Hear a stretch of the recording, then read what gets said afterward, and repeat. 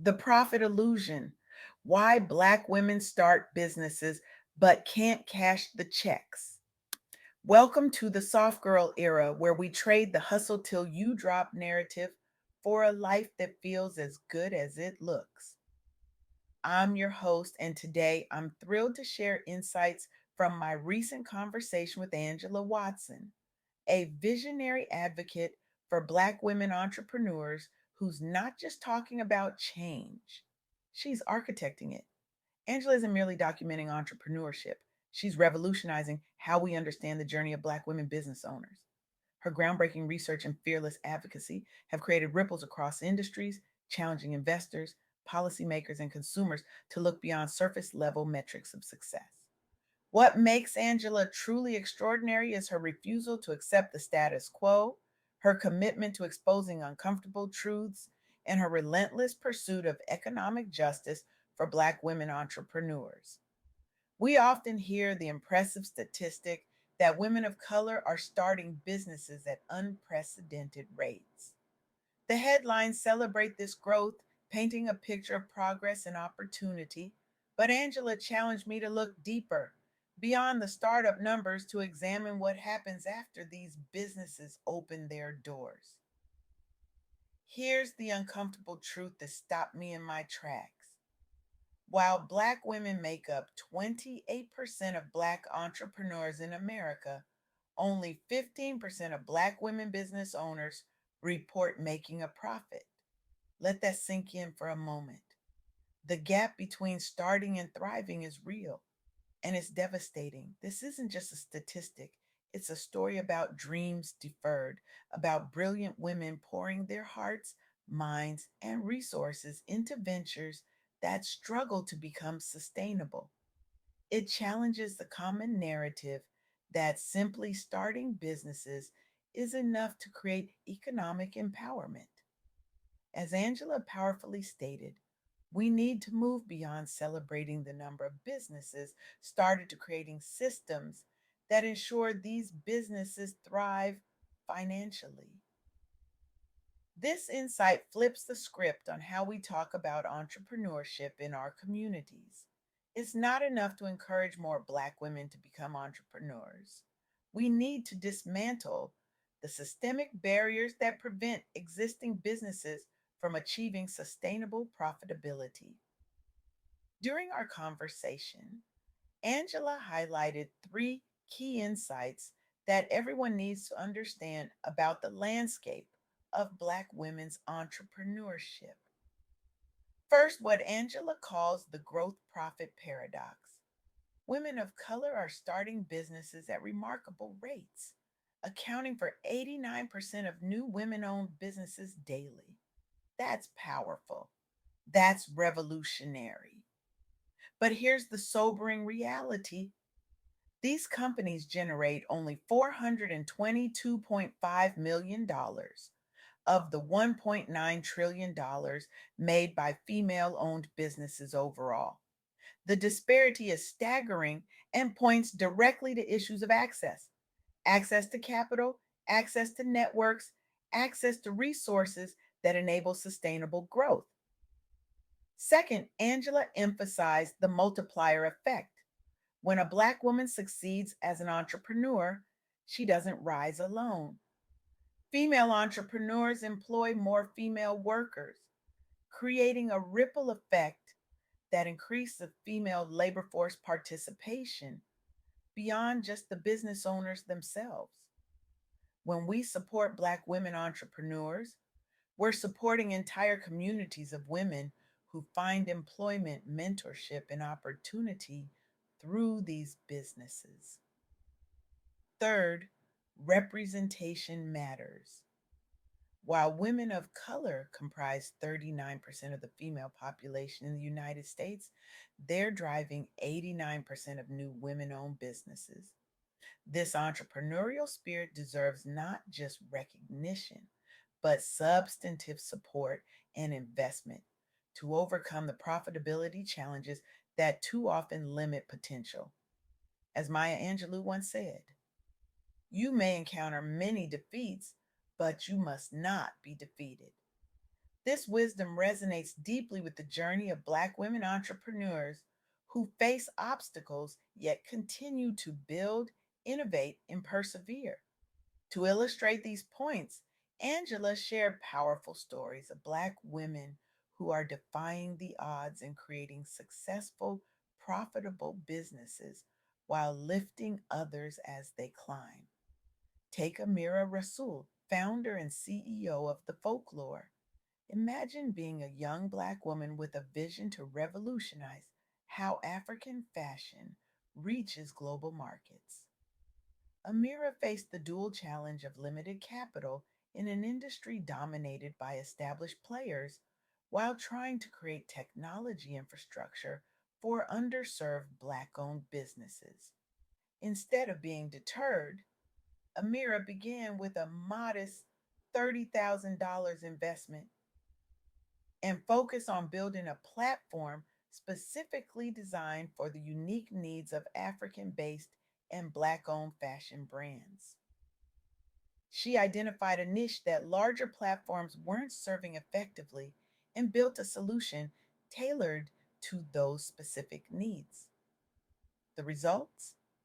Amira has successfully raised over $6 million in funding since founding her company in 2018 and now supports over 700 brands through her platform. She's among the youngest Black women to raise over $1 million in pre seed funding and was featured on the Forbes 30 Under 30 list in 2024. But what makes Amira's story particularly powerful is her vision. She didn't just want to create another e commerce platform, she wanted to create economic opportunities for African businesses. Through the folklore, she's actively investing in building Africa's economy by increasing exports and production, creating a sustainable model that benefits both the brands on her platform and their local economies. Then there's Fungi and Demera, founder of Checkup Health, a software solution supporting healthcare providers with consultations and prescription writing. Breaking into the male dominated fields of both healthcare and technology presented significant barriers, especially as a Black woman entrepreneur seeking to innovate in an established industry. Fungi leveraged her expertise in healthcare to develop technology specifically addressing pain points for healthcare providers, creating a targeted solution that filled a market gap. Her company has gained significant recognition, with Fungi being named one of the top 100 African entrepreneurs and business leaders in the UK by the African Business Chamber. Beyond building her own business, Fungi has become a business mentor for leaders in the healthcare industry, sharing her knowledge and experience to help others succeed. Through her YouTube channel and social media presence, she shares exclusive interviews with business leaders and entrepreneurs, creating a platform for knowledge sharing and community building among entrepreneurs, particularly those from underrepresented backgrounds. These success stories are inspiring, but they exist against a backdrop of significant challenges. As Angela explained, despite owning 21% of all female owned companies, Black women entrepreneurs face systemic barriers, including limited access to capital, higher loan rejection rates, and fewer networking opportunities compared to their white counterparts. Many successful Black women entrepreneurs have turned to alternative funding sources, including community based investing, grants specifically for minority women, and strategic partnerships to overcome capital limitations. Despite these challenges, businesses owned by women of color have grown at an impressive rate of 163%, demonstrating remarkable resilience and determination. The growth of Black women's entrepreneurship has occurred against a backdrop of historical exclusion from traditional business networks and financial institutions, making their achievements even more significant. Women of color now manage almost 6.4 million businesses in the United States, creating jobs and economic opportunities in their communities. These entrepreneurs are gradually changing the business landscape, though the profit gap indicates that more targeted support is needed to ensure these businesses achieve sustainable profitability and growth. As Audre Lorde reminds us, when I dare to be powerful, to use my strength in the service of my vision, then it becomes less and less important whether I am afraid. The Black women entrepreneurs Angela highlighted embody this philosophy, using their strength in service of their vision despite the fears and obstacles they inevitably encounter. So, what can we do with this knowledge? How do we move from awareness to action? First, we need to reframe how we measure success in entrepreneurship. Starting a business is just the beginning. We need to focus on creating conditions for sustainable profitability and growth. This means advocating for policies that address the systemic barriers Black women entrepreneurs face, from discriminatory lending practices to limited access to networks and mentorship. Second, we need to be intentional about where we spend our money. Supporting Black women owned businesses isn't just about a one time purchase during Black History Month. It's about building ongoing relationships with these businesses and becoming regular customers. Third, those with privilege and access need to examine how they can open doors for Black women entrepreneurs. This might mean making introductions to potential investors, sharing knowledge and resources, or mentoring emerging entrepreneurs. Fourth, we need to challenge the narrative that entrepreneurship is solely about individual grit and determination. While these qualities are important, they're not enough to overcome systemic barriers. We need collective action to create more equitable systems. We stand at a critical crossroads.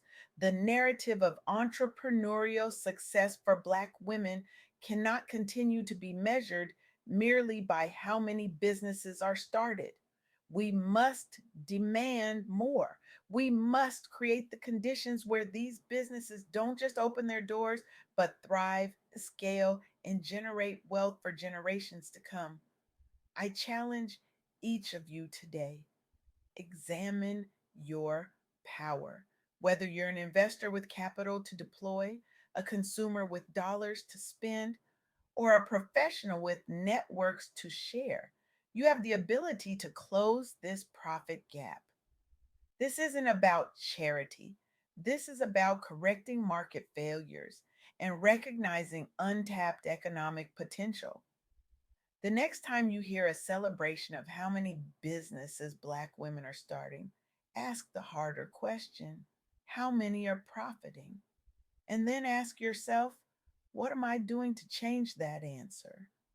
Because a world where Black women entrepreneurs can not only start businesses, but build profitable, sustainable enterprises isn't just good for Black women, it's good for innovation, good for communities, and good for our entire economy.